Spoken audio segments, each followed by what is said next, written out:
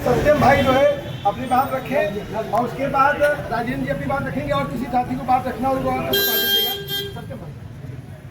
साथियों नमस्कार। मैंने ये बात बहुत पहले ही बता दी थी कि बीजेपी ने अब हिंदू मुस्लिम के बाद जो हमारा वर्गीय ढांचा है उसमें भेद करने की एक प्रबल कोशिश की है। उसकी पूरी मंशा है कि अब जातियों में किस प्रकार का विद्रोह किया जाए और ओबीसी और एससी के बीच कैसे लड़ाई करवाई जाए, यह उसकी पूर्ण मंशा है।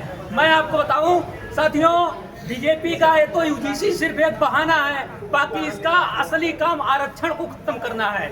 आगे इस बात मैं बड़े दावे के साथ कह रहा हूं कि आगे आने वाले समय में यह जो दलितों का राजनीतिक आरक्षण प्राप्त है यह उसे खत्म करने की पूरी कोशिश करेगी, क्योंकि यूजीसी जो भेदभाव रहित कानून था उसे जब लाया गया तो इसके युगुर्गे और इसके चमचों ने इस पर बैन लगाकर इसके बीच में सुप्रीम कोर्ट की दखलंदाजी को की।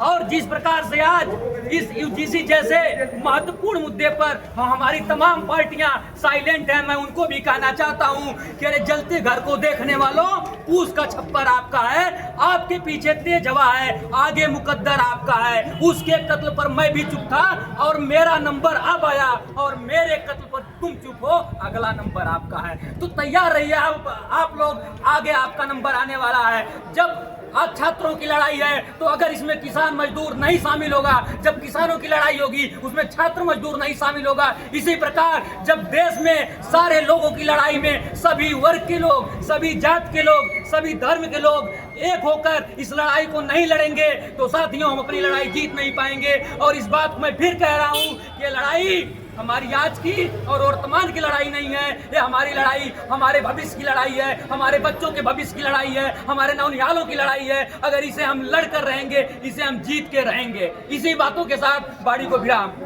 शुक्रिया सत्यम जी। हमारे बीच में सामाजिक न्याय के आंदोलन के हमारे वही साथी राजेंद्र जी हैं, अपनी बात